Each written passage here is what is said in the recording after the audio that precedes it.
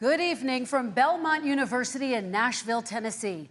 I'm Kristen Welker of NBC News, and I welcome you to the final 2020 presidential debate between President Donald J. Trump and former Vice President Joe Biden. Tonight's debate is sponsored by the Commission on Presidential Debates. It is conducted under health and safety protocols designed by the Commission's health security advisor. The audience here in the hall has promised to remain silent. No cheers, boos, or other interruptions, except right now, as we welcome to the stage former Vice President Joe Biden and President Donald J. Trump.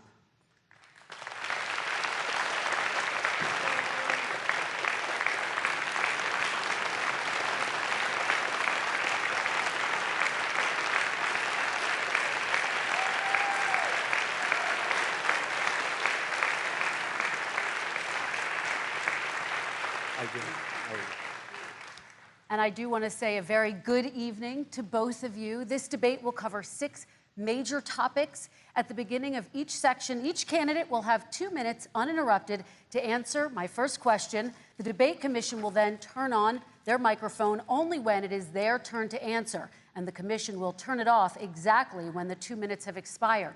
After that, both microphones will remain on, but on behalf of the voters, I'm going to ask you to please speak one at a time. The goal is for you to hear each other and for the American people to hear every word of what you both have to say. And so with that, if you're ready, let's start. And we will begin with the fight against the coronavirus. President Trump, the first question is for you. The country is heading into a dangerous new phase. More than 40,000 Americans are in the hospital tonight with COVID, including record numbers here in Tennessee. And since the two of you last shared a stage, 16,000 Americans have died from COVID. So please be specific. How would you lead the country during this next stage of the coronavirus crisis? 2 minutes, uninterrupted. So, as you know, 2.2 million people modeled out were expected to die. We closed up the greatest economy in the world in order to fight this horrible disease that came from China. It's a worldwide pandemic. It's all over the world. You see the spikes in Europe and many other places right now. If you notice, the mortality rate is down 85%. The excess mortality rate is way down and much lower than almost any other country. And we're fighting it, and we're fighting it hard. There is a spike. There was a spike in Florida, and it's now gone. There was a very big spike in Texas. It's now gone. There was a very big spike in Arizona. It's now gone. And there are some spikes and surges in other places. They will soon be gone. We have a vaccine that's coming. It's ready. It's going to be announced within weeks, and it's going to be delivered. We have Operation Warp Speed, which is the military is going to distribute the vaccine. I can tell you from personal experience that I was in the hospital. I had it, and I got better. And I will tell you that I had something that they gave me, a therapeutic, I guess they would call it. Some people could say it was a cure. But I was in for a short period of time, and I got better very fast, or I wouldn't be here tonight. And now they say I'm immune. Whether it's 4 months or a lifetime, nobody's been able to say that, but I'm immune.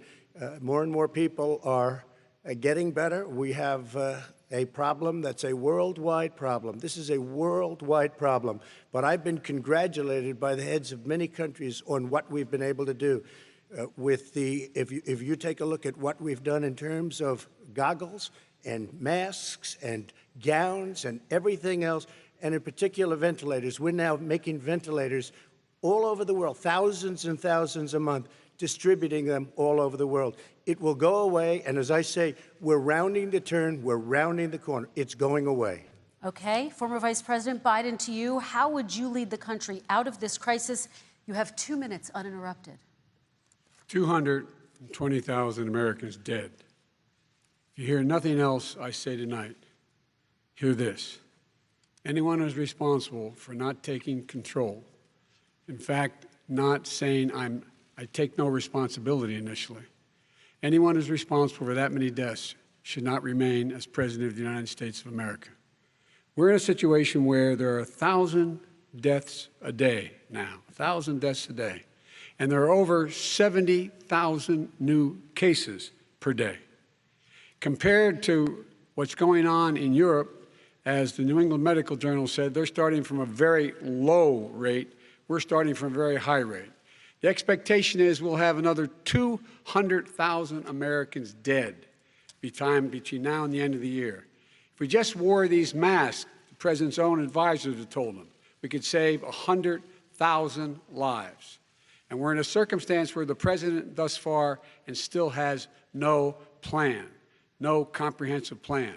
What I would do is make sure we have everyone encouraged to wear a mask all the time. I would make sure we move in the direction of rapid testing, investing in rapid testing. I would make sure that we set up national standards as to how to open up schools and open up businesses so they can be safe and give them the wherewithal, the financial resources to be able to do that. We're in a situation now where the New England Medical Journal, one of the most serious journals in the whole world, said for the first time ever that the way this president has responded to this crisis has been absolutely tragic. And so, folks, I will take care of this. I will end this. I will make sure we have a plan. President Trump, I'd like to follow up with you in your comments. You talked about taking a therapeutic. I assume you're referencing Regeneron. You also said a vaccine will be coming within weeks. Yes. Is that a guarantee? No, it's not a guarantee, but it will be by the end of the year. But I think it has a good chance. There are two companies, I think, within a matter of weeks, and it will be distributed very quickly. Can you tell us which companies? Johnson & Johnson is doing very well. Moderna is doing very well. Pfizer is doing very well. And we have numerous others.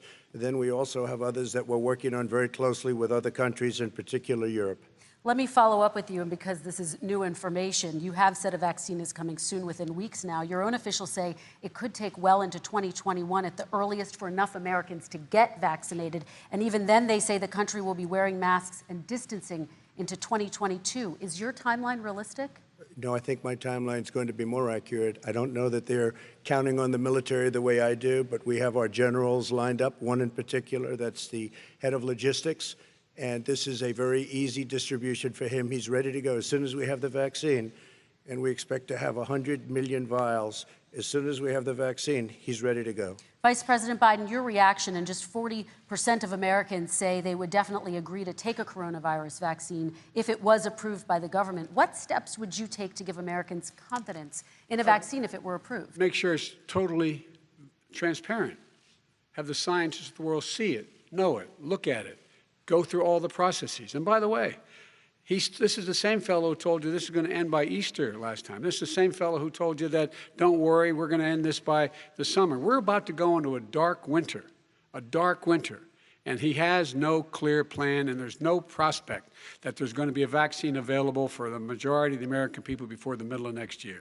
President Trump, your reaction, he says you have no plan. I don't think we're going to have a dark winter at all. We're opening up our country. We've learned and studied and understand the disease, which we didn't at the beginning. When I closed and banned China from coming in heavily infected, and then ultimately Europe, but China was in January. Months later, he was saying I was xenophobic. I did it too soon. Now he's saying, oh, I should have, moved quicker. But he didn't move quicker. He was months behind me, many months behind me. And frankly, he ran the H1N1 swine flu, and it was a total disaster, far less lethal, but it was a total disaster. Had that had this kind of numbers, 700,000 people would be dead right now, but it was a far less lethal disease.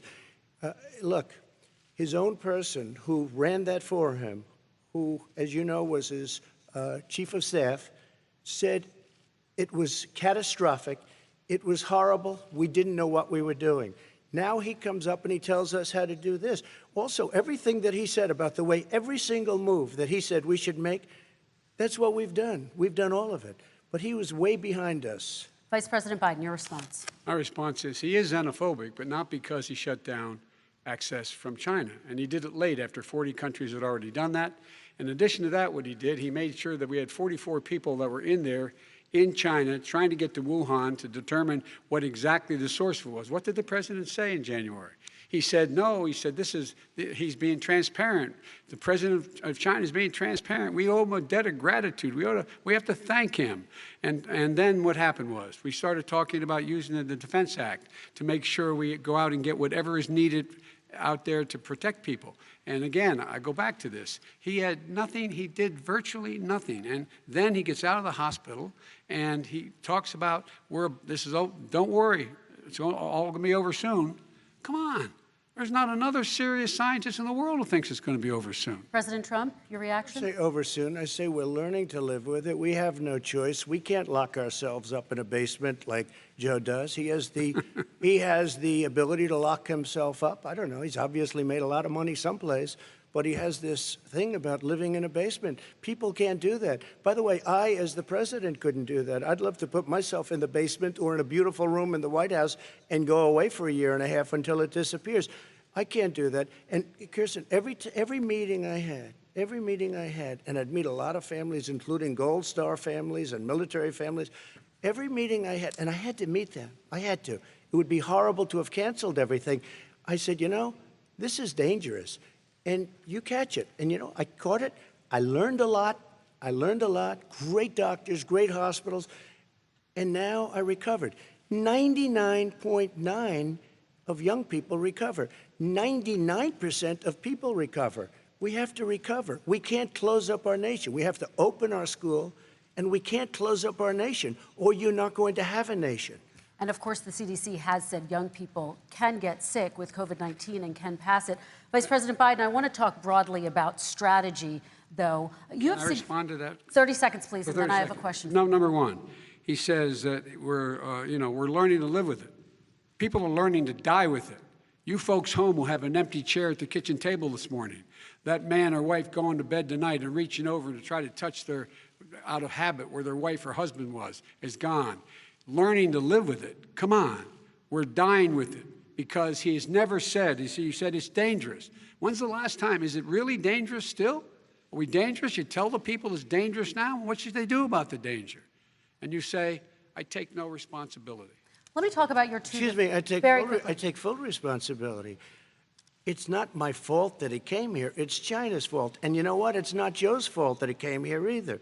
It's China's fault. They kept it from going into the rest of China for the most part, but they didn't keep it from coming out to the world, including Europe and ourselves. Vice President Biden. The fact is that when we knew it was coming, when it hit, what happened? What did the president say? He said, don't worry, it's going to go away. Be gone by Easter. Don't worry. The warm weather. Don't worry. Maybe inject bleach. He said he was kidding when he said that, but a lot of people thought it was serious. A whole range of things the president has said. Even today, he thinks we are in control. We're about to lose 200,000 more people. President Trump. Look, perhaps just to finish this, I was kidding on that, but just to finish this, when I closed, he said I shouldn't have closed. And that went on for months. Nancy Pelosi said the same thing. She was dancing on the streets in Chinatown in San Francisco. But when I closed, he said, this is a terrible thing, you're xenophobic. I think he called me racist even, and because I was closing it to China. Now he says I should have closed it earlier. It just, Joe, it doesn't work. I didn't say either of those things. You certainly did. You certainly did.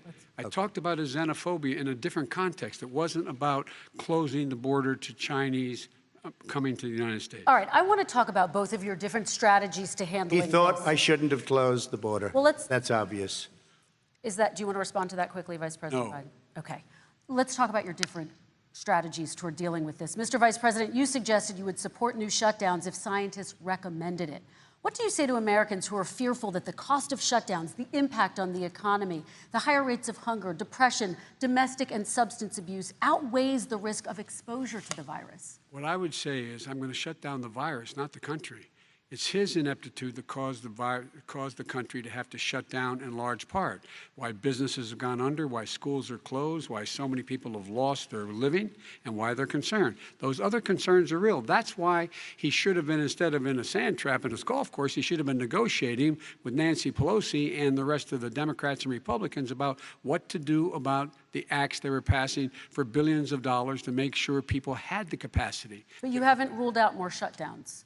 Well, no, I'm not shutting down the nation, but there are, look, you need standards. The standard is if you have a reproduction rate in a community that's above a certain level, everybody says, slow up, more social distancing, do not open bars and do not open gymnasiums, do not open until you get this under control.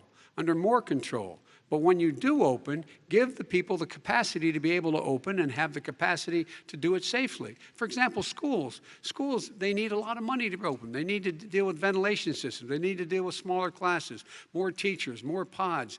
And he's refused to support that money, or at least up to now. Let's talk about schools. President Trump, I think we have to respond, if I might. Please, and then I have a follow-up. Thank you, and I appreciate that.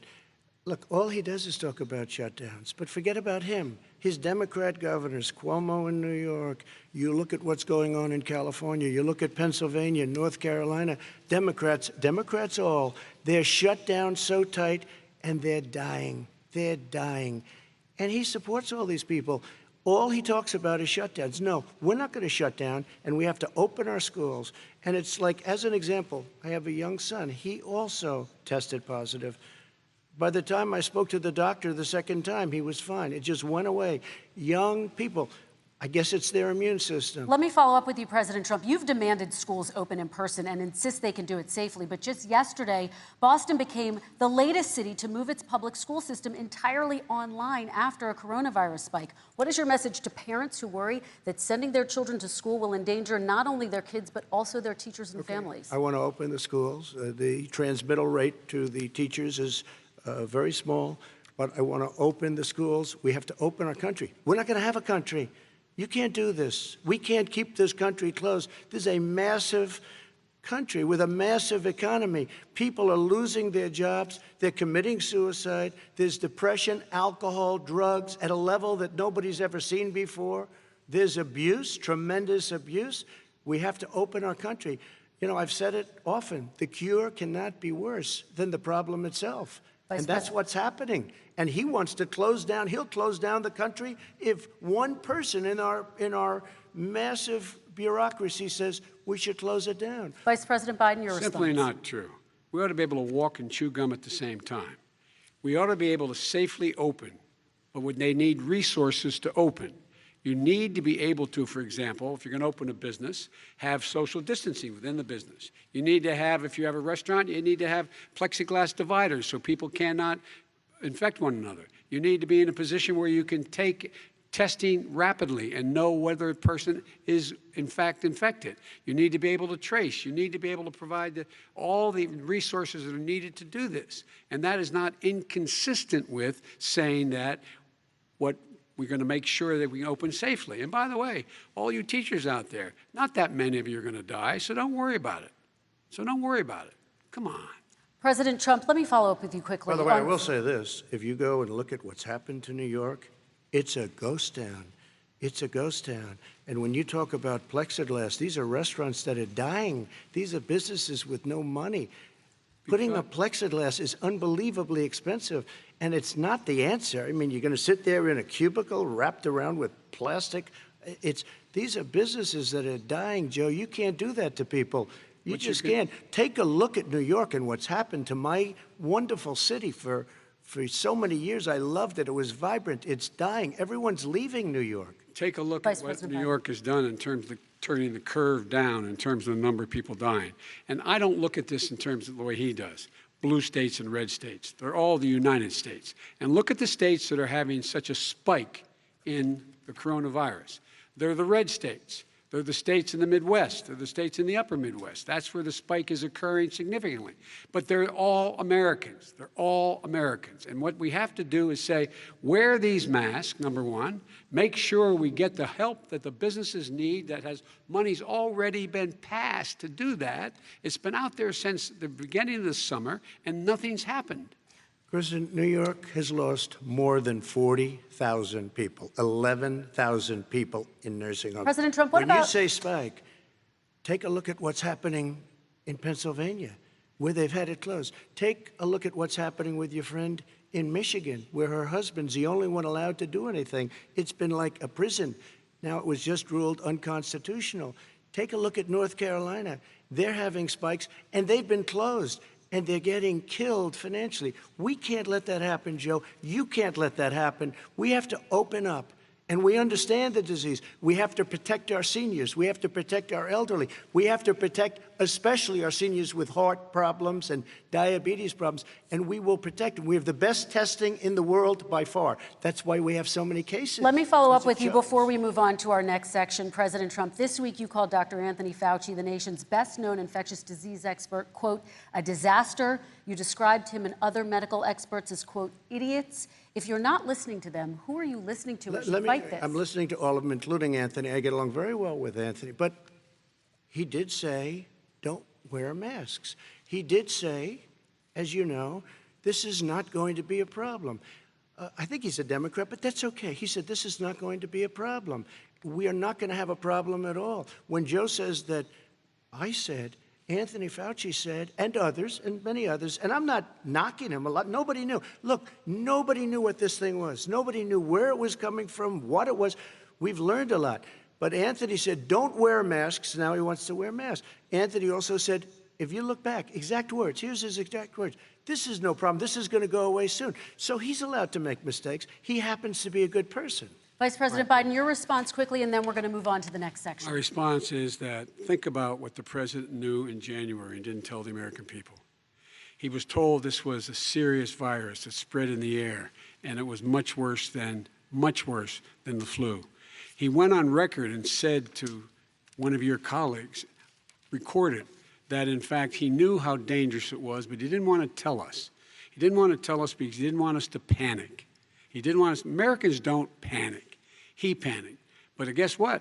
In the meantime, we found out in the New York Times the other day that, in fact, his folks went to Wall Street and said this is a really dangerous thing. And a memo out of that meeting, not from his administration, but from some of the brokers, said sell short because we got to get moving. It's a dangerous problem. Well, this is I'm going to give you 30 seconds to respond, and then we're going to move on. The Wall Street one, I don't know. Somebody went to Wall Street. You're the one that takes all the money from Wall Street. I don't take it.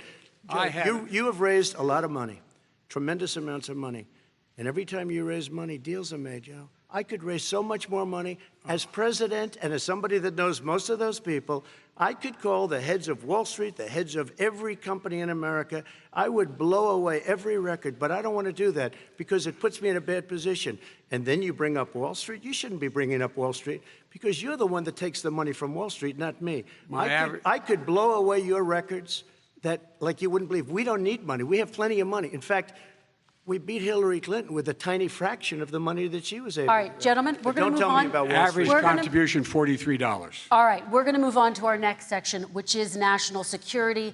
And I do want to start with the security of our elections and some breaking news from overnight. Just last night, top intelligence officials confirmed again that both Russia and Iran are working to influence this election. Both countries have obtained U.S. voter registration information, these officials say, and Iran sent intimidating messages to Florida voters. This question goes to you, Mr. Vice President. What would you do to put an end to this threat? You have 2 minutes uninterrupted. I made it clear, and I ask everyone else to take the pledge. I made it clear that any country, no matter who it is, that interferes in American elections will pay a price. They will pay a price. And it's been overwhelmingly clear this election, I won't even get into the last one, this election, that Russia has been involved, China has been involved to some degree, and now we learn that Iran is involved. They will pay a price if I'm elected. They're interfering with American sovereignty. That's what's going on right now. They're interfering with American sovereignty. And to the best of my knowledge, I don't think the president said anything to Putin about it. I don't think he's stalking them a lot. I don't think he said a word. I don't know why he hadn't said a word to Putin about it. And I don't know what he has recently said, if anything, to the Iranians. My guess is he'd probably be more outspoken with regard to the Iranians. But the point is this, folks. We are in a situation where we have foreign countries trying to interfere in the outcome of our election. His own national security advisor told him that what is happening with his buddy, I will. His buddy, Rudy Giuliani, he's being used as a Russian pawn. He's being fed information that is Russian, that is not true. And then what happens? Nothing happens. And then you find out that everything that's going on here about Russia is wanting to make sure that I do not get elected the next president of the United States because they know I know them and they know me. I don't understand why this president is unwilling to take on Putin when he's actually paying bounties to kill American soldiers in Afghanistan, when he's engaged in activities that are trying to destabilize all of NATO. I don't know why he doesn't do it, but it's worth asking the question, why isn't that being done? Any country that interferes with us will, in fact, pay a price because they're affecting our sovereignty. President Trump, same question to you. Let me ask the question. You're going to have 2 minutes to respond. For 2 elections in a row now, there has been substantial interference from foreign adversaries. What would you do in your next term to put an end to this? 2 minutes uninterrupted. Well, let me respond to the first part, as Joe answered. Joe got $3.5 million from Russia, and it came through Putin because he was very friendly with the former mayor of Moscow, and it was the mayor of Moscow's wife. And you got $3.5 million. Your family got $3.5 million, and you know, someday you're going to have to explain, why did you get 3.5? I never got any money from Russia. I don't get money from Russia. Now, about your thing last night, I knew all about that. And through John Ratcliffe, who is fantastic, DNI, he said, the one thing that's common to both of them, they both want you to lose, because there has been nobody tougher to Russia. Between the sanctions, nobody tougher than me on Russia. Between the sanctions, between all of what I've done with NATO, you know, I've got the NATO countries to put up an extra $130 billion, going to $420 billion a year. That's to guard against Russia. I sold, while he was selling pillows and sheets, I sold tank busters to Ukraine. There has been nobody tougher on Russia than Donald Trump. And I'll tell you, they were so bad. They took over the submarine port. You remember that very well. During your term, during you and Barack Obama, they took over a big part of what should have been Ukraine. You handed it to them, but you were getting a lot of money from Russia. They were paying you a lot of money, and they probably still are. But now, with what came out today, it's even worse.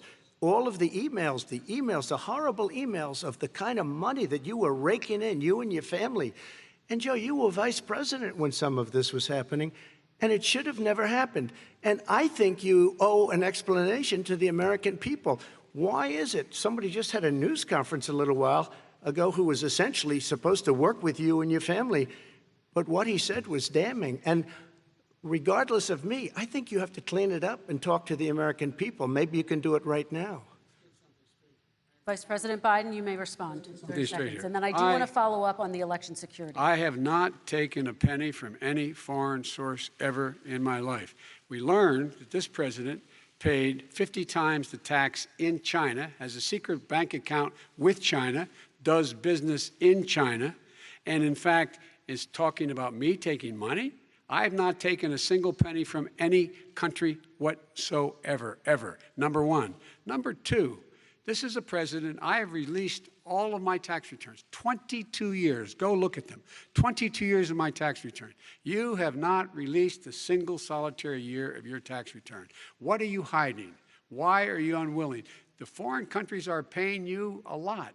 Russia's paying you a lot. China's paying you a lot. And your hotels and all your businesses all around the country, all around the world. And China's building a new road to a new a golf course you have overseas. So what's going on here? Why don't release your tax return or stop talking about corruption? President Trump, your response. First of all, I called my accountants, under audit. I'm going to release them as soon as we can. I want to do it, and it'll show how successful, how great this company is. But much more importantly than that, people were saying $750. I asked them a week ago, I said, what did I pay? They said, sir, you prepaid tens of millions of dollars. I prepaid my tax. Tens over the last number of years. Tens of millions of dollars I prepaid because at some point they think it's an estimate. They think I may have to pay tax. So I already prepaid it. Nobody told me that. Did your accountant Nobody tell told when you that. released Excuse them? me. And it wasn't written whenever they write this. They keep talking about $750, which I think is a filing fee. But let me just tell you, I prepaid millions and millions of dollars in taxes. Number one. Number two, I don't make money from China. You do. I don't make money from Ukraine. You do. I don't make money from Russia. You made $3.5 million, Joe, and your son gave you. They even have a statement that we have to give 10% to the big man. You're the big man, I think. I don't know. Maybe you're not, but you're the big man, I think. Your son said we have to give 10% to the big man. Joe, what's that all about? It's terrible. All right, gentlemen, I want to ask you both some questions about all of this, but I'm going to let you both respond very quickly. You just said you spoke to your accountant about potentially releasing your taxes. Did he tell you when you can release them? Do you have a deadline for when you're going to release them to the American people? I get treated worse than the Tea Party got treated. Because I have a lot of people in there, deep down in the IRS, they treat me horribly. We made a deal, it was all settled until I decide to run for president. I get treated very badly by the IRS, very unfairly. But we had a deal all done.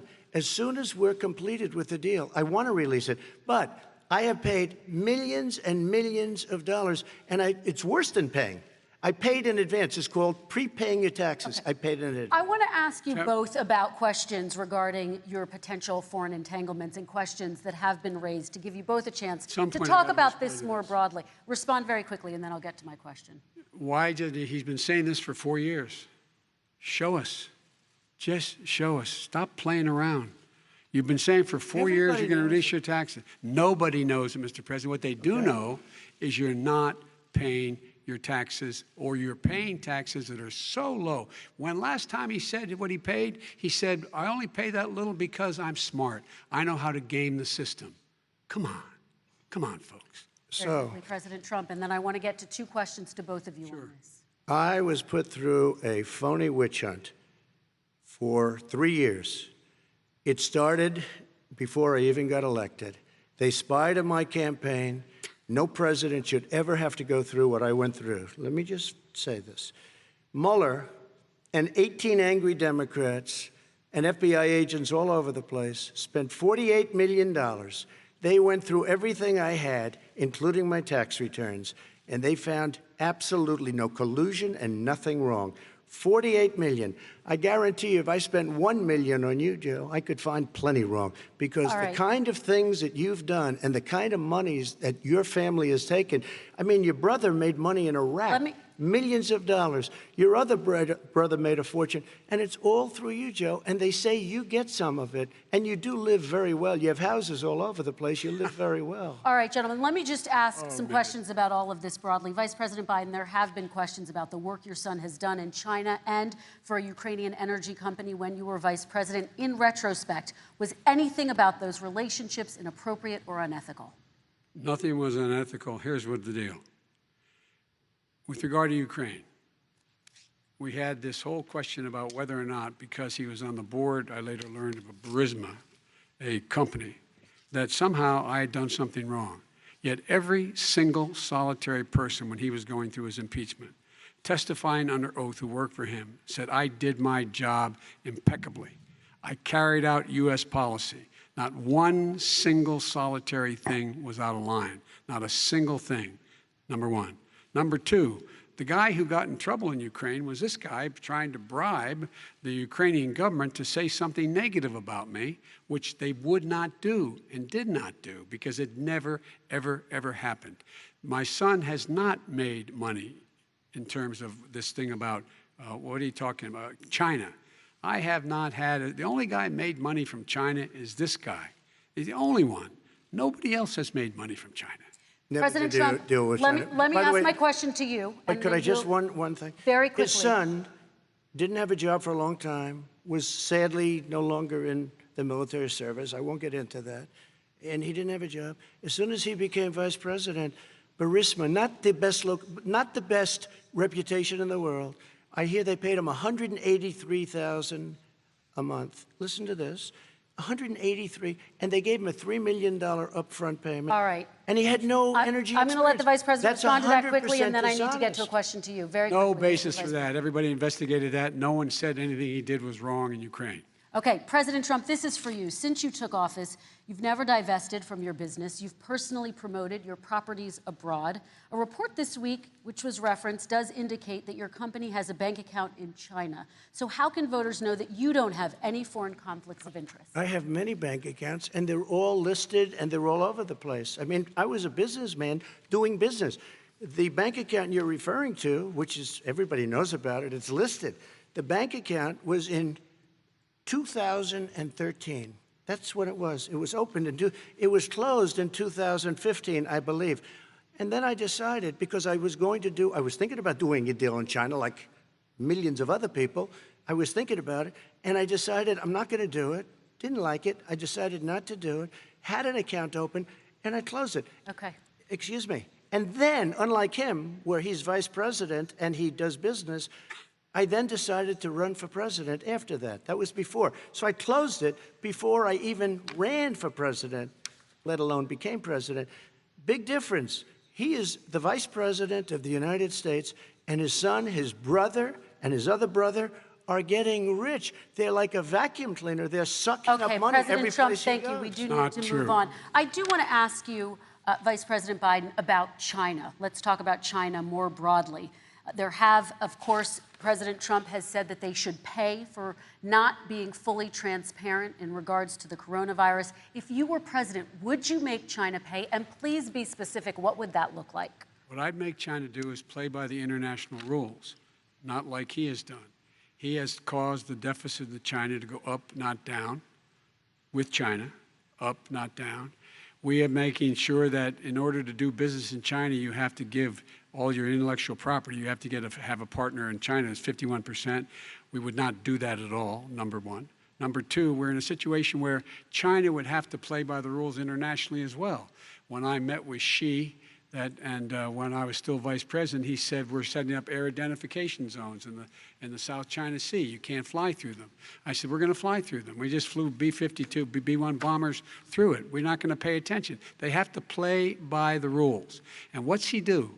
He embraces guys like the thugs like in North Korea and the Chinese president and Putin and others, and he pokes his finger in the eye of all of our friends, all of our allies. We make up we're 25% of the world's economy. We need to be having the rest of our friends with us saying to China, these are the rules. You play by them or you're going to pay the price for not paying by them economically. That's the way I will run it, and that's what we did in upholding steel tariffs and a range of other things when we were president and vice president. All right, let's talk about North Korea. Excuse me, no, I have to respond to that. Okay, very quickly, and then His we're son going to move walked on out to with North $1.5 billion Korea. from China to Not manage after true. spending 10 minutes in office and being in Air Force Two, number one. Number two, there's a very strong email talking about your family wanting to make $10 million a year for introductions. President Trump, on China policy, though, what No, but wait a specifically are minute. you going to do? What specifically are you going to do to make China pay? You've said you're going First to of make all, them pay. China is paying. They're paying billions and billions of dollars. I just gave New $28 billion. sanctions? New sanctions? I just gave $28 billion to our farmers. Taxpayers' China, money. It's what? Taxpayers' money. Didn't No, come no, from yeah, China. you know who the taxpayer is. It's called China. China paid true. $28 billion, and you know what they did to pay it, Joe? They devalued their currency, and they also paid up. And you know who got the money? Our farmers, our great farmers, because they were targeted. You never charged them anything. Also, I charged them 25% on dumped steel because they were killing our steel industry. We were not going to have a steel industry. Okay. And now we have a steel industry. Vice President Biden, your response, please. Our response is, look, this isn't about, there's a reason why he's bringing up all this malarkey. There's a reason for it. He doesn't want to talk about the substantive issues. It's not about his family and my family. It's about your family. And your family's hurting badly. If you're making if you're a middle-class family, you're getting hurt badly right now. You're sitting at the kitchen table this morning deciding, well, we can't get new tires, they're bald because we have to wait another month or so. Or are we going to be able to pay the mortgage? Or who's going to tell her she can't go back to community college? They're the decisions you're making in the middle-class families like I grew up in Scranton and Claymont. They're in trouble. We should be talking about your families, but that's the last thing he wants to talk about.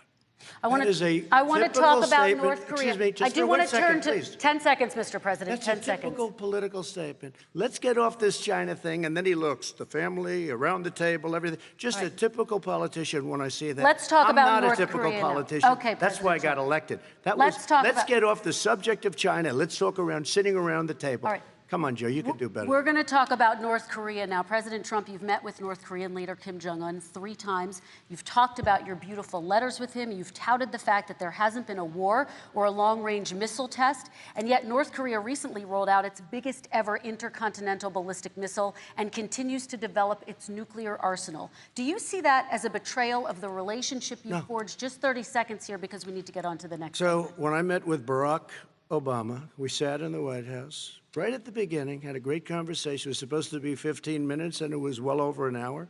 He said the biggest problem we have with North Korea. He indicated we will be in a war with North Korea. Guess what? It would be a nuclear war, and he does have plenty of nuclear capability. In the meantime, I have a very good relationship with him. Different kind of a guy, but he probably thinks the same thing about me. We have a different kind of a relationship. We have a very good relationship, and there's no war.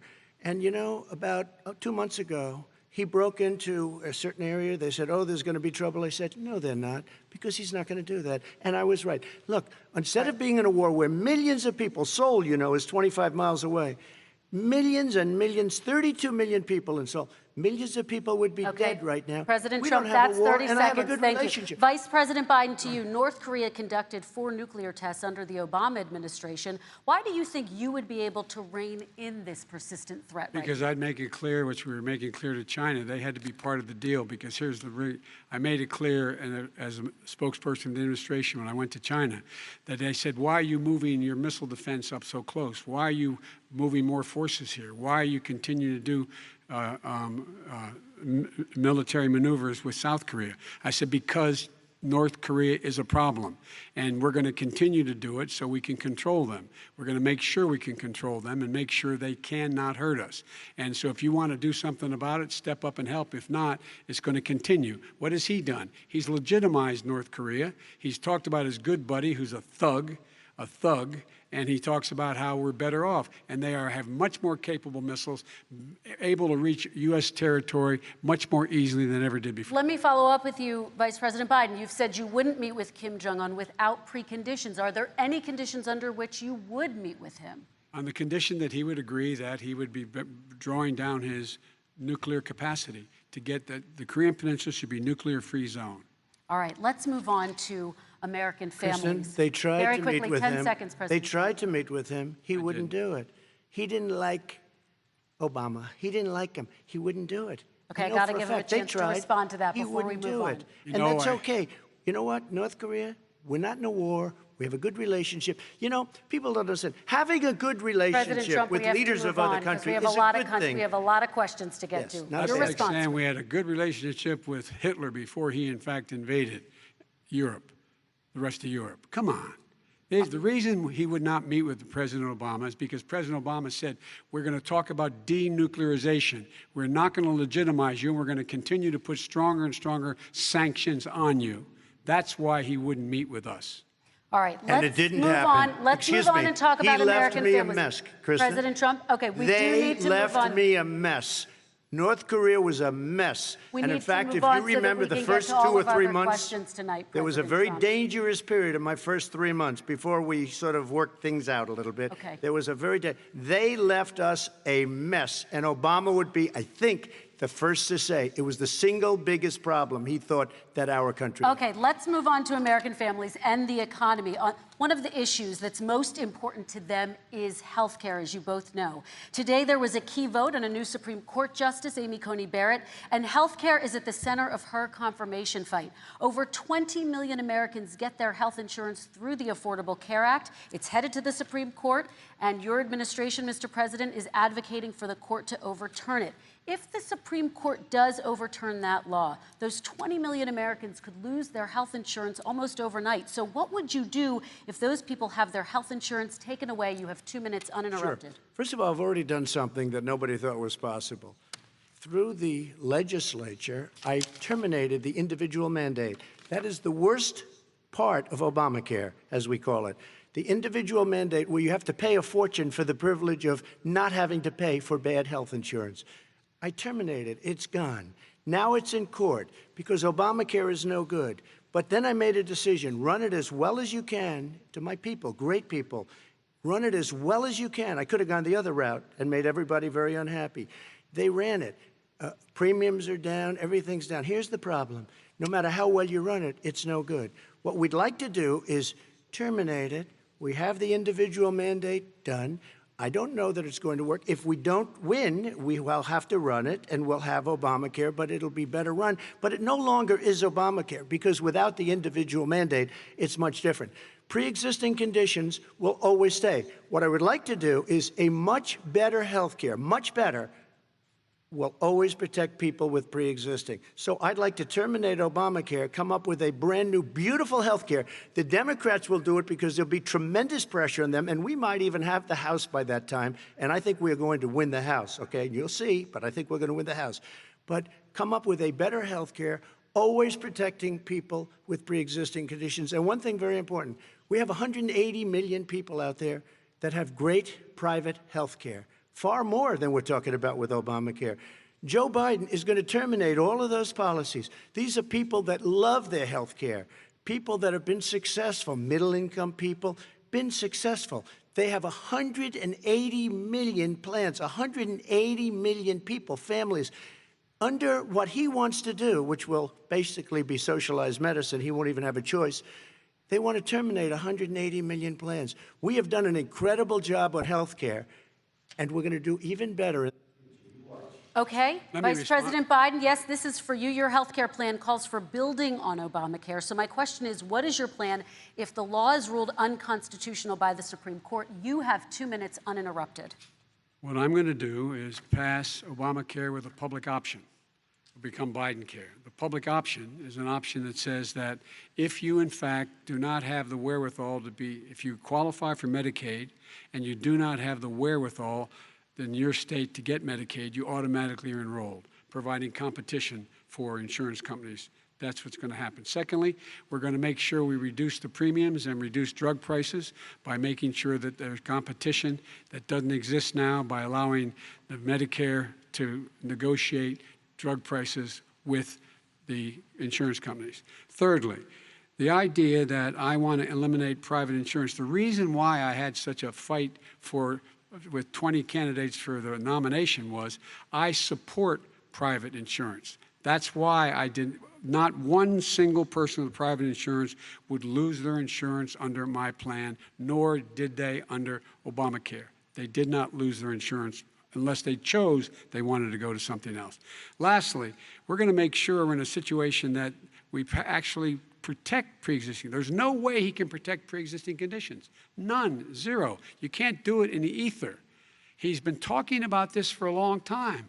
He's never come up with a plan. I guess we're going to get the pre-existing condition plan the same time we get the infrastructure plan that we've been waiting since 17, 18, 19, and 20. The fact, I still have a few more minutes. I know you're getting anxious.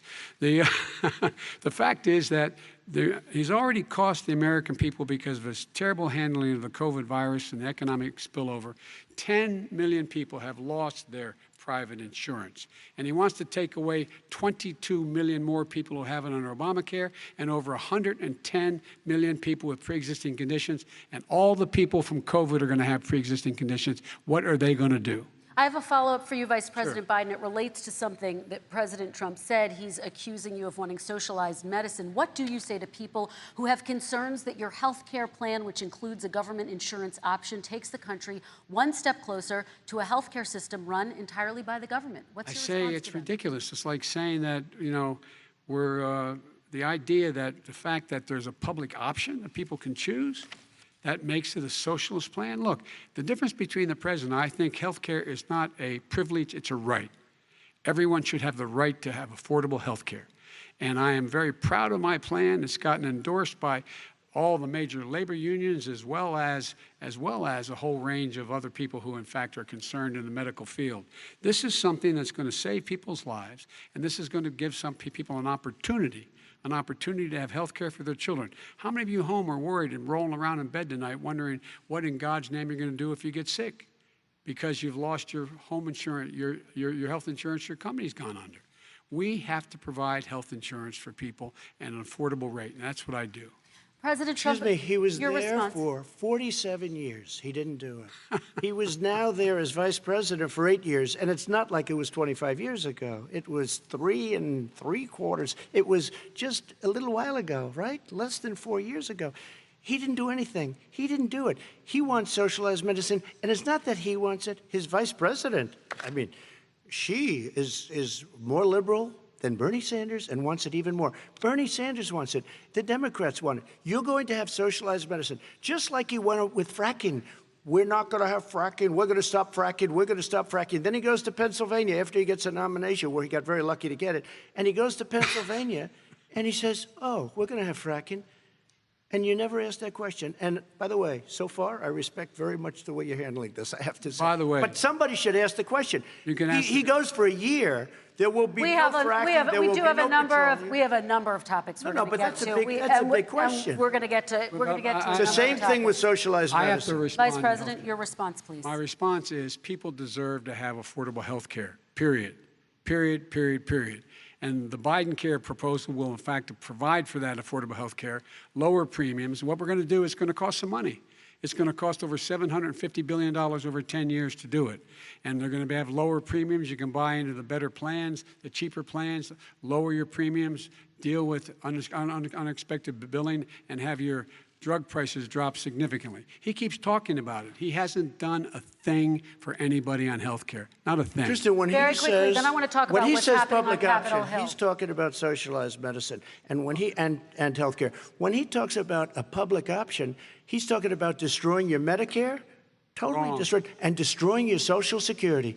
And this whole country will come down. You know, Bernie Sanders tried it in his state. He tried it in his state. His governor was a very liberal governor. They want to make it work. Okay, let's let Vice President Biden respond. It doesn't Vice work. President He's Biden, a very your confused response. guy. He thinks he's running against somebody else. He's running against Joe Biden.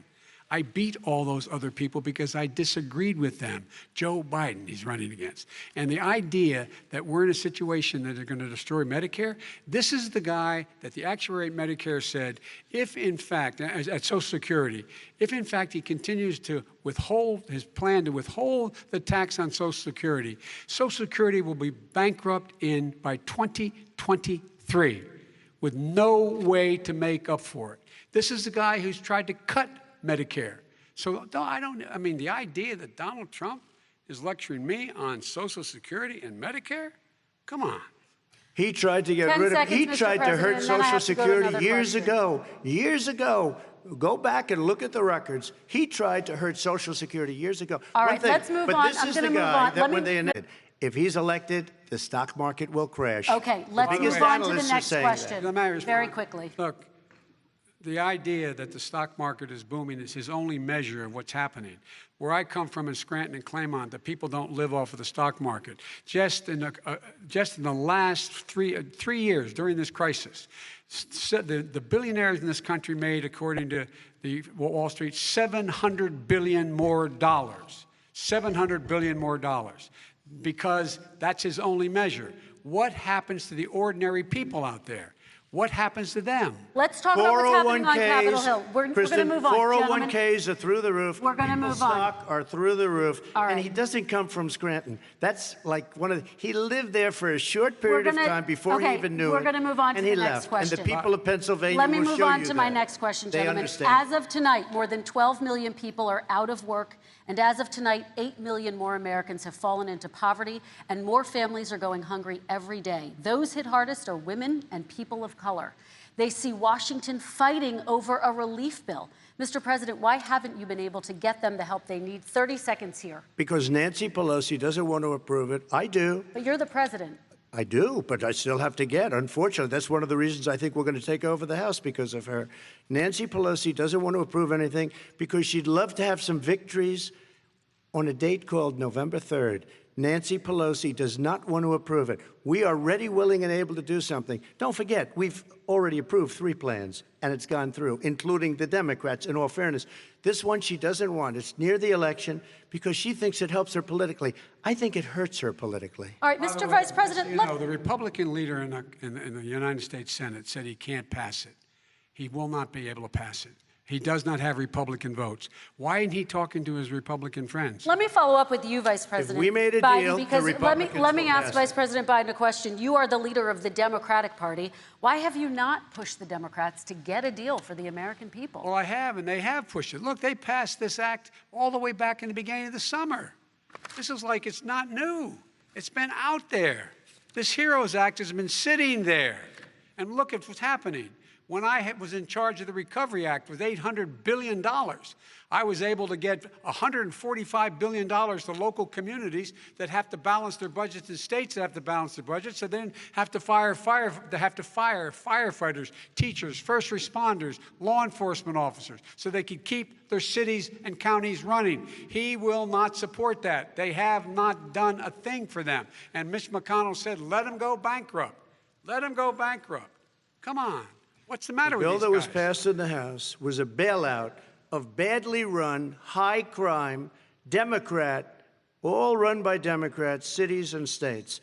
It was a way of getting a lot of money, billions and billions of dollars to these states. It was also a way of getting a lot of money from our people's pockets to people that come into our country illegally. We were going to take care of everything for them. And what that does, and I'd love to do that, I'd love to help them, but what that does, everybody all over the world will start pouring into our country. We can't do it. This was a way of taking care of them. This was a way of spending on things that had nothing to do with COVID, as per your question. But it was really a big bailout for badly run Democrat cities and states. All right, If I get elected, I'm running as a proud Democrat, but I'm going to be an American president. I don't see red states and blue states. What I see is American, United States. And folks, every single state out there finds themselves in trouble. They're going to start laying off, whether they're red or blue, cops, firefighters, first responders, because they have to balance their budget. And the founders were smart. They allowed the federal government to deficit spend to compensate for the United States of America. I want to talk about the minimum wage, gentlemen. Mr. Vice President, we are talking a lot about struggling small businesses and business owners these days. Do you think this is the right time to ask them to raise the minimum wage? You, of course, support a $15 federal minimum wage. I do, because I think one of the things we're going to have to do is we're going to have to bail them out, too. We should be bailing them out now, those small businesses. You got 1 in 6 of them going under. They're not going to be able to make it back. They passed a package that allows us to be able to call PPP. Money is supposed to go to help them do everything from organize how they can deal with their businesses being open safely. Schools, how they can make classrooms smaller, how they can hire more teachers, how they can put ventilation systems in. They need the help. The businesses as well as the schools need the help. But these guys will not help them. Is not giving them any of the money. We are going to move on to immigration, one thing very but I quickly, want he to said get we your have reaction. to help our small businesses by raising the minimum wage. That's not helping. I think it should be a state option. Alabama is different than New York. New York is different from Vermont. Every state is different. It should be a state option. You said very recently. We have to help. It's very important. We have to help our small businesses.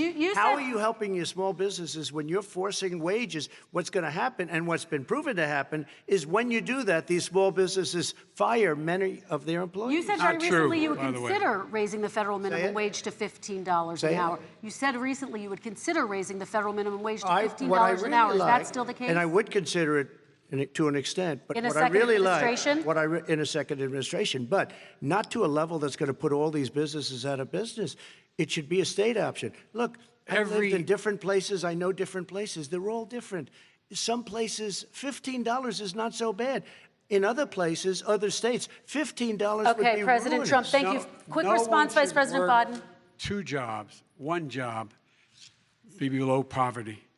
People are making $6, $7, $8 an hour. These first responders, we all clap for as they come down the street because they've allowed us to make it. What's happening? They deserve a minimum wage of $15. Anything below that puts you below the poverty level. And there is no evidence that when you raise the minimum wage, businesses go out of business. That is simply not true. We're going to talk about immigration. We're going to talk about immigration now, gentlemen, and we're going to talk about families within this context. Mr. President, your administration separated children from their parents at the border, at least 4,000 kids. You've since reversed your zero-tolerance policy, but the United States can't locate the parents of more than 500 children. So how will these families ever be reunited? Children are brought here by coyotes and lots of bad people, cartels, and they're brought here, and they used to use them to get into our country. We now have as strong a border as we've ever had. We're over 400 miles of brand new wall. You see the numbers, and we let people in, but they have to come in legally, and they come in through But merit. how will you reunite these kids with their families, Let me just tell you, Mr. they President? built cages. You know, they used to say, I built the cages, and then they had a picture in a certain newspaper, and it was a picture of these horrible cages, and they said, look at these cages. President Trump built them, and then it was determined they were built in 2014. That was him. Do you have a plan to reunite the kids? Yes, we're working on it we're trying very hard. But a lot of these kids come out without the parents. They come over through cartels and through coyotes and through gangs. Vice President Biden, let me bring you into this conversation. Quick response and then another question to you. These 500-plus kids came with parents. They separated them at the border to make it a disincentive to come to begin with. Real tough. We're really strong. And guess what? They cannot, it's not coyotes didn't bring them over. Their parents were with them. They got separated from their parents. And it makes us a laughing stock and violates every notion of who we are as a nation. Let me ask you a follow-up question. Kristen, they did it. We changed the policy. Your response to that? They did it. We changed. Did not They built the separate cages. They, who built the cages, Joe? Let's talk about what who we're built the talking about. cages, Let's Joe? talk about what we're talking about. What happened? Parents were ripped, their kids were ripped from their arms and separated. And now they cannot find over 500 sets of those parents, and those kids are alone. Nowhere to go. Nowhere to go. It's criminal. It's criminal. Let me ask Kristen, you about I will say this. They went 10 down. seconds, We and then brought I need to ask a reporters, question. everything. They are so well taken care of. They're in facilities that were so clean. But some that of have them gotten haven't been such reunited But with their just ask families. one question. Who built the cages? I'd love you to ask him that. Who built the cages? Let me ask about your immigration policy, Mr. Vice President. The Obama administration did fail to deliver immigration reform, which had been a key promise during the administration. It also presided over record deportations as well as family detentions at the border before changing course. So why should voters trust you with an immigration overhaul now? Because it made a mistake. It took too long to get it right. It took too long to get it right. I'll be president of the United States, not vice president of the United States. And the fact is, I've made it very clear. Within 100 days, I'm going to send to the United States Congress a pathway to citizenship for over 11 million undocumented people. And all of those so-called dreamers, those DACA kids, they're going to be immediately certified again to be able to stay in this country and put on a path to citizenship. The idea that they are being sent home by this guy, and they want to do that, is they've gone to a country they've never seen before. I can imagine you're 5 years old, your parents are taking you across the Rio Grande River, and it's illegal. And you say, oh, no, Mom, leave me here. I'm not going to go with you. They've been here. Many of them are model citizens. Over 20,000 of them are first responders out there taking care of people during this crisis. We owe them. We owe them. Kristen, he had 8 years to do what he said he was going to do. And I've changed without having a specific. We got rid of catch and release. We got rid of a lot of horrible things that they put in and that they lived with. But he had 8 years he was vice president. He did nothing except build cages to keep children in. Vice President Biden, your response. The catch and release, you know what he's talking about there? If, in fact, you had a family came across and they were arrested, they, in fact, were given a date to show up for their hearing. They were released. And guess what? They showed up for a hearing. And this is the first president in the history of the United States of America that anybody seeking asylum has to do it in another country. That's never happened before in America. That's never happened before in America. You come to the United States and you make your case that I seek asylum based on the following premise, why I deserve it under American law. They're sitting in squalor on the other side of the river. President Trump, your response, so 30 important. seconds, and then we'll move on. It just shows that he has no understanding of immigration or the laws. Catch and release is a disaster. A murderer would come in, a rapist would come in, a very bad person would come in. We would take their name. We have to release them into our country. And then you say they come back. Less than 1% of the people come back. We have to send ICE out and Border Patrol out to find them. We would say, come back in 2 years, 3 years. We're going to give you a court case. You need Perry Mason. We're going to give you a court case. When you say they come back, they don't come back, Joe. They never come back. Only the really, I hate to say this, but those with the lowest IQ, they might come back. Okay, President Trump, let's give Vice President Biden a chance to respond, and then we're going to move on to the next section. You don't know the law, Joe. Vice President Biden, your response. Know the law. What he's telling you is simply not true. Well, check it out. They don't come back. Check it out. All right, let's move on. But we don't have to worry about it because section. they terminated it, so we don't have to worry about Let's it. move on to the next And you have section. 525 kids not knowing where in God's name they're going to be and lost their parents. Go ahead. All right, let's talk about our next section, which is race in America. And I want to talk about the way Black and brown Americans experience race in this country. Part of that experience is something called the talk. It happens regardless of class and income. Parents who feel they have no choice but to prepare their children for the chance that they could be targeted, including by the police, for no reason other than the color of their skin. Mr. Vice President, in the next 2 minutes, I want you to speak directly to these families. Do you understand why these parents fear for their children? I do. I do. You know, my daughter is a social worker, and she's written a lot about this. She has a graduate degree from the University of Pennsylvania in social work. And you know, one of the reasons why I ended up working on the east side of Wilmington, Delaware, which is 90% African American, was to learn more about what was going on. I never had to tell my daughter, if she's pulled over, make sure she puts, for a traffic stop, put both hands on top of the wheel and don't reach for the glove box because someone may shoot you. But a black parent, no matter how wealthy or how poor they are, has to teach their child, when you're walking down the street, don't have a hoodie on when you go across the street.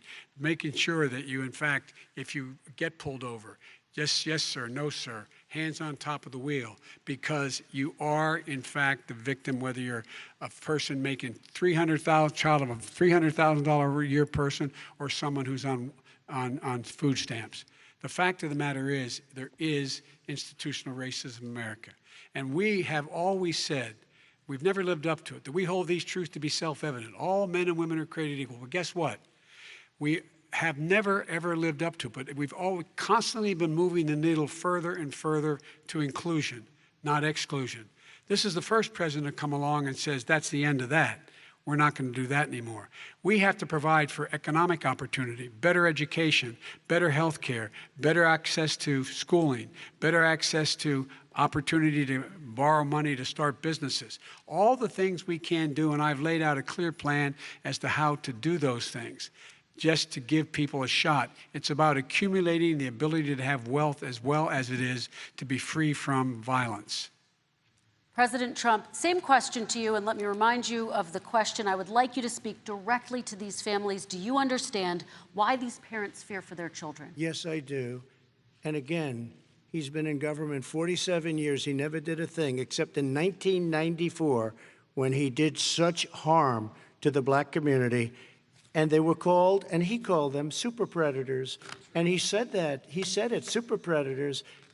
And they have never lived that down. 1994, your crime bill, the super predators. Nobody has done more for the black community than Donald Trump. And if you look, with the exception of Abraham Lincoln, possible exception, but the exception of Abraham Lincoln, nobody has done what I've done. Criminal justice reform, Obama and Joe didn't do it. I don't even think they tried because they had no chance at doing it. They might have wanted to do it, but if you had to see the arms I had to twist to get that done, it was not a pretty picture, and everybody knows it, including some very liberal people that cried in my office. They cried in the Oval Office. 2 weeks later, they're out saying, gee, we have to defeat him. Criminal justice reform, prison reform, opportunity zones with Tim Scott, a great senator from South Carolina. He came in with this incredible idea for opportunity zones. It's one of the most successful programs. People don't talk about it.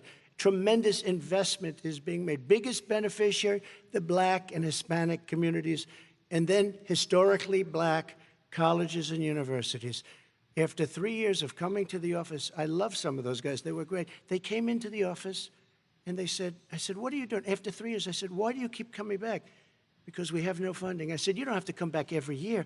We have to come back because President Obama would never give them long-term funding, and I did. 10-year long-term funding, and I gave them more money than they asked for because they said, I think you need more.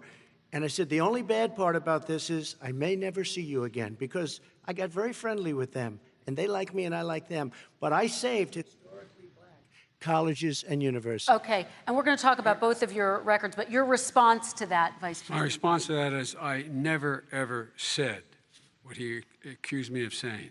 The fact of the matter is, in 2000, though, after the crime bill had been in the law for a while, this is a guy who said, the problem with the crime bill, there's not enough people in jail. There's not enough people in jail.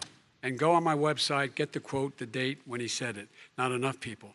He talked about marauding gangs, young gangs, and the people who are going to maraud our cities. This is a guy who in the Central Park five innocent black kids, he continued to push for making sure that they got the death penalty. None of them were guilty of the crimes they were suggested. Look, and talk about granted, he did in fact let 20 people, he commuted 20 people's sentences. We commuted over 1,000 people's sentences, over 1,000. The very law he's talking about is a law that, in fact, initiated by Barack Obama. And secondly, we're in a situation here where the federal prison system was reduced by 38,000 people under our administration. And one of these things we should be doing, there should be no minimum mandatories in the law.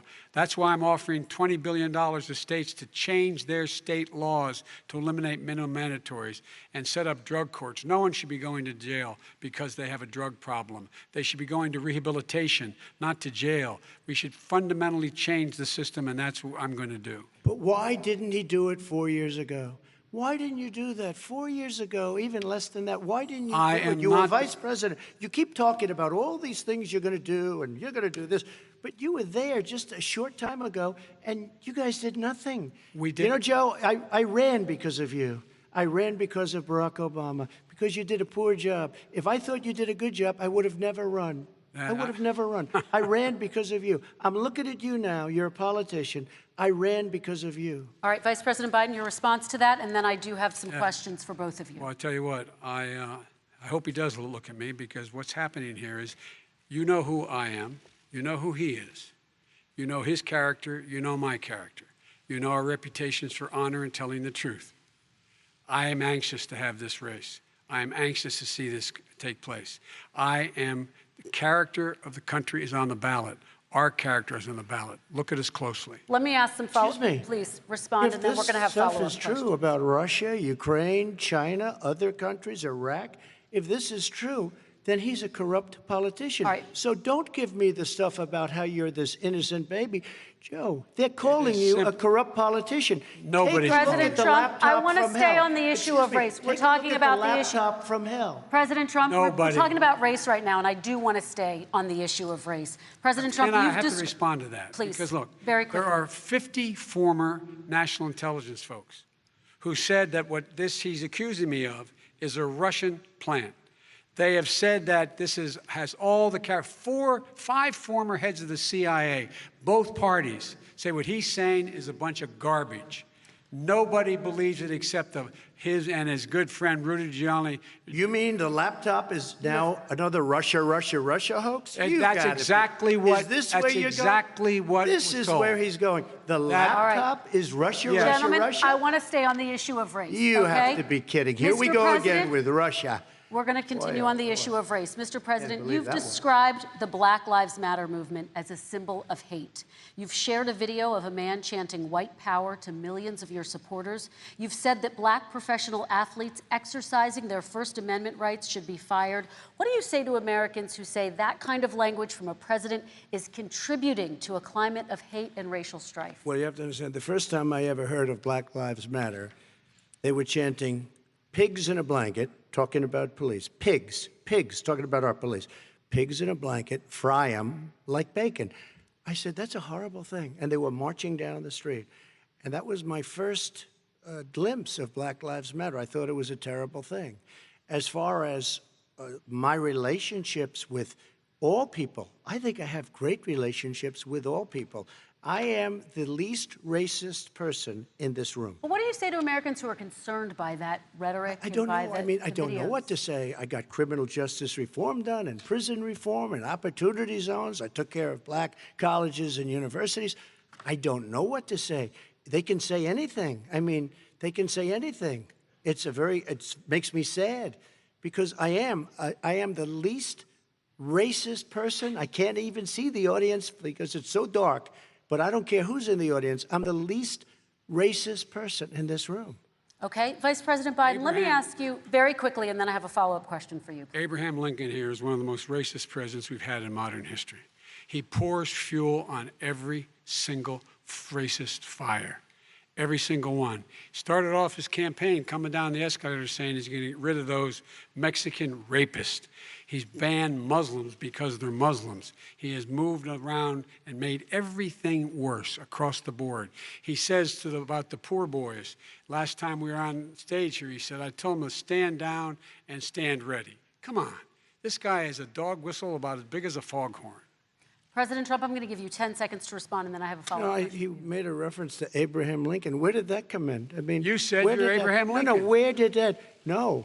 You said, I said not since Abraham Lincoln has anybody done what I've done for the black community. And I'm saying, I didn't say I'm Abraham Lincoln. I said not since Abraham Lincoln has anybody done what I've done for the black community. Now, you have done nothing other than the crime bill, which put oh, God, tens of thousands of black men, mostly, in jail. All right, let me ask Vice President Biden if you look at what's happening with the voting right now, let me ask they Vice remember President that Biden you treated them very, very badly. Just take a look at what's happening out there. Vice President Biden, let me give you a chance to respond within this context. Crime bills that you supported in the 80s and 90s contributed to the incarceration of tens of thousands of young black men who had small amounts of drugs in their possession. They are sons, they are brothers, they're fathers, they're uncles, whose families are still to this day, some of them suffering the consequences. So speak to those families. Why should they vote for you? One of the things is that in the 80s, we passed 100%, all 100 senators voted for it, a bill on drugs and how to deal with drugs. It was a mistake. I've been trying to change the since then, particularly the portion on cocaine. That's why I've been arguing that, in fact, we should not send anyone to jail for a pure drug offense. They should be going into treatment across the board. That's what we should be spending money on. That's why I set up drug courts, which were never funded by our Republican friends. They should not be going to jail for a drug or an alcohol problem. They should be going into treatment. That's what we've been trying to do. That's what I'm going to get done, because I think the American people have now seen that, in fact, it was a mistake to pass those laws relating to drug. But they were not in the crime bill. But why didn't he get it done? See, it's all talk, no action with these politicians. Why didn't he get it done? That's what I'm going to do when I become president. You were vice president along with Obama as your president, your leader, for 8 years. Why didn't you get it done? You had 8 years to get it done. Now you're saying you're going to get it done because you're all talk and no action, Jim. We got a lot of it done. We released 38,000. We got 38,000 prisoners left from the. You got nothing done. 38,000 prisoners were released from federal prison. There were over 1,000 people who were given clemency. In fact, we're the ones that put in the legislation saying we could look at pattern and practice of police departments and what they were doing, how they were conducting themselves. I could go on, but we began the process. We lost an election. That's why I'm running, to win back that election and change his terrible policy. I just asked one question. Why didn't you do it in the 8 years, a short time ago? Why didn't you do it? You just said, I'm going to do that, I'm going to do this. You put tens of thousands of mostly black young men in prison. Now you're saying you're going to undo that. Why didn't you get it done? You had 8 years with Obama. You know why, Joe? Because you're all talk and no action. All right, Vice President Biden, and then we're going to move on to the next section. We had a Republican Congress. That's the answer. Well, you got to talk them into it, Joe. All right. You got to talk them into it. We're going to move on to our next section, like I did with criminal justice reform. I had to talk Democrats into it. Gentlemen, we're running out of time, so we got to get on to climate change, please. You both have very different visions on climate change. President Trump, you say that environmental regulations have hurt jobs in the energy sector. Vice President Biden, you have said you see addressing climate change as an opportunity to create new jobs. For each of you, how would you both combat climate change and support job growth at the same time? Starting with you, President Trump, you have 2 minutes uninterrupted. So we have the Trillion Trees program. We have so many different programs. I do love the environment, but what I want is the cleanest, crystal clear water, the cleanest air. We have the best, lowest number in carbon emissions, which is a big standard that I notice Obama goes with all the time. Not Joe. I haven't heard Joe use the term because I'm not sure he knows what it represents or means, but I have heard Obama use it. And we have the best carbon emission numbers that we've had in 35 years under this administration. We are working so well with industry, but here's what we can't do. Look at China, how filthy it is. Look at Russia. Look at India. It's filthy. The air is filthy. The Paris Accord, I took us out because we were going to have to spend trillions of dollars, and we were treated very unfairly. When they put us in there, they did us a great disservice. They were going to take away our businesses. I will not sacrifice tens of millions of jobs, thousands and thousands of companies because of the Paris Accord.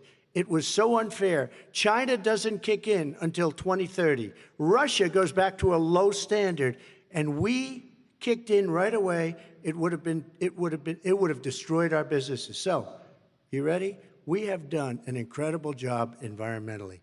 We have the cleanest air, the cleanest water, and the best carbon emission standards that we've seen in many, many years. Vice President and we Biden. haven't destroyed our industries. Vice President Biden, 2 minutes to you, uninterrupted. Climate change and climate warming, global warming, is an existential threat to humanity.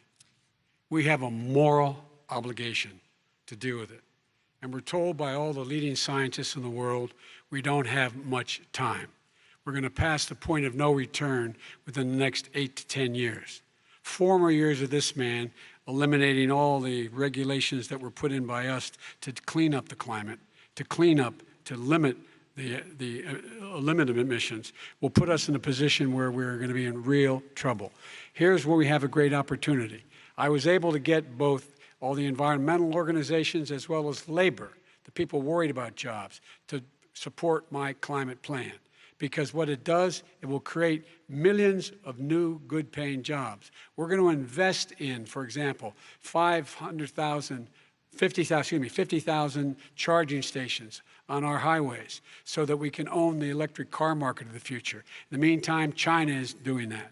We're going to be in a position where we're going to see to it that we're going to take 4 million existing buildings and 2 million existing homes and retrofit them so they don't leak as much energy, saving hundreds of millions of barrels of oil in the process and creating significant number of jobs.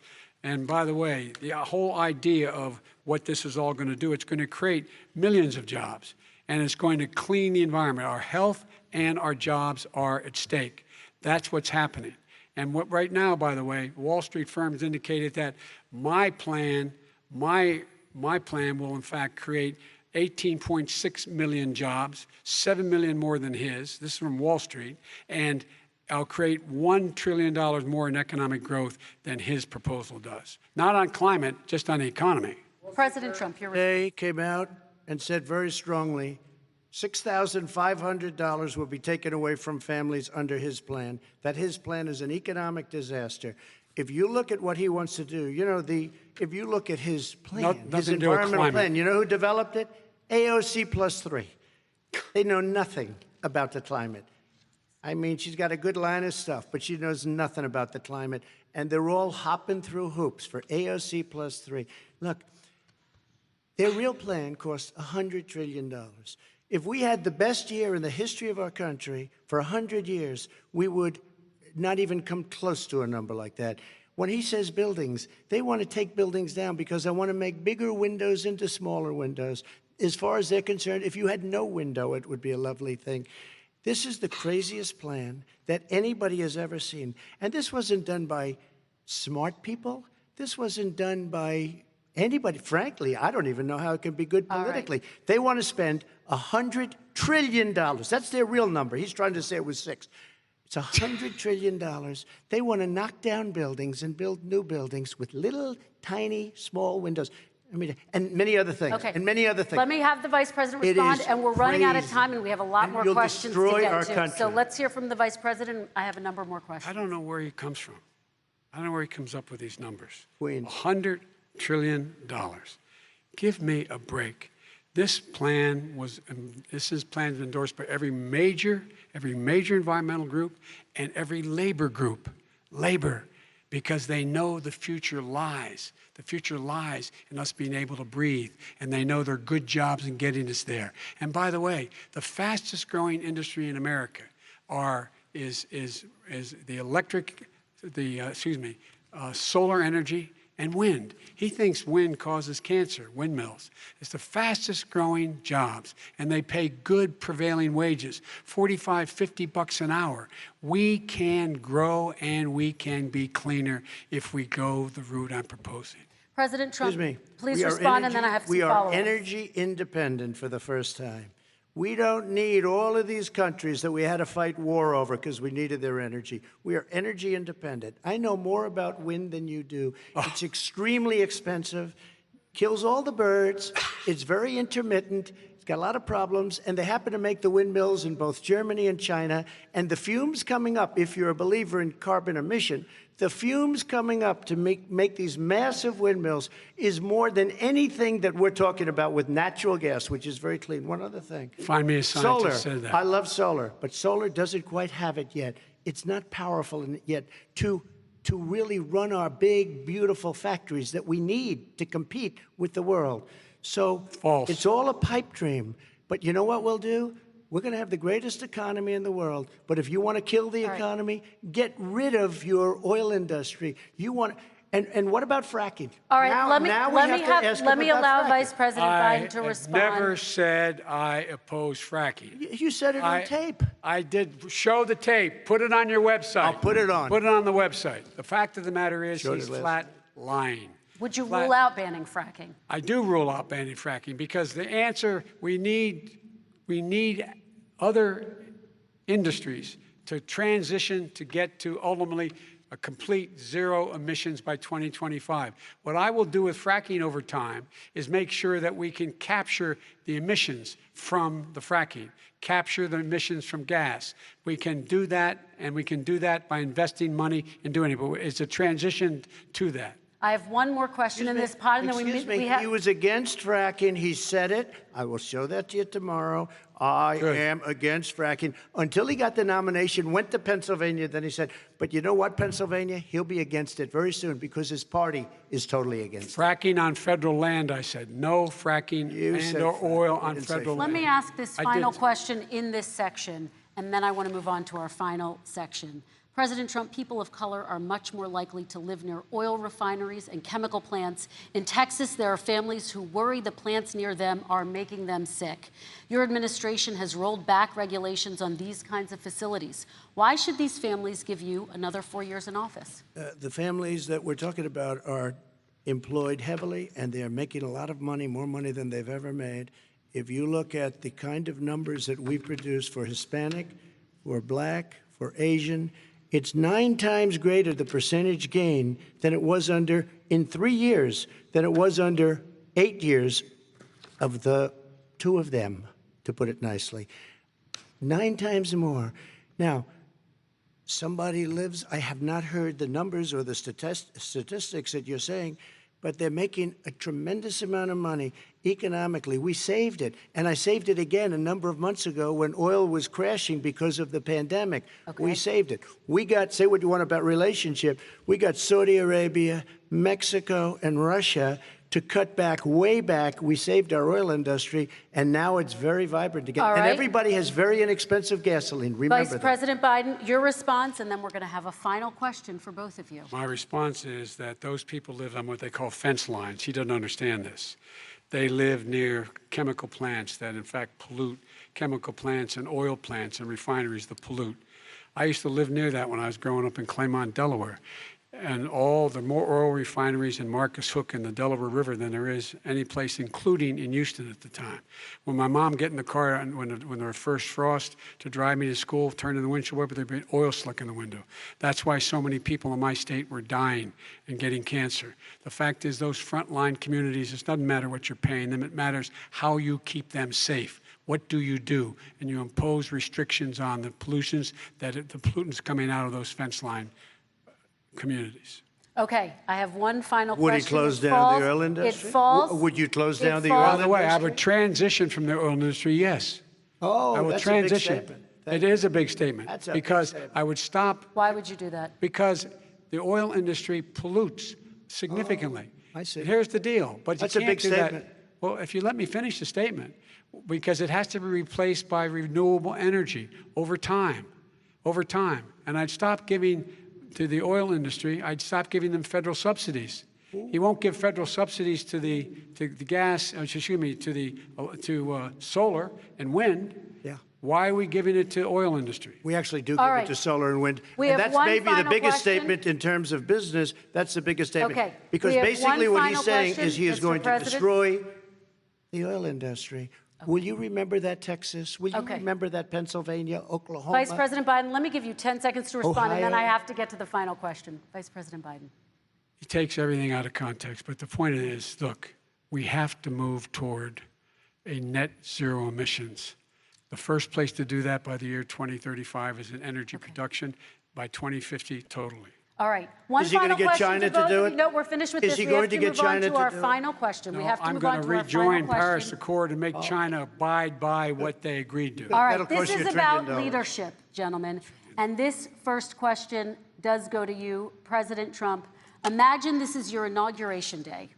What will you say in your address to Americans who did not vote for you? You'll each have 1 minute, starting with you, Mr. We have to make our country totally successful as it was prior to the plague coming in from China. Now we're rebuilding it, and we're doing record numbers, 11.4 million jobs in a short period of time, et cetera. But I will tell you, go back. Before the plague came in, just before, I was getting calls from people that were not normally people that would call me. They wanted to get together. We had the best black unemployment numbers in the history of our country. Hispanic, women, Asian, people with diplomas, with no diplomas, MIT graduates, #1 in the class. Everybody had the best numbers.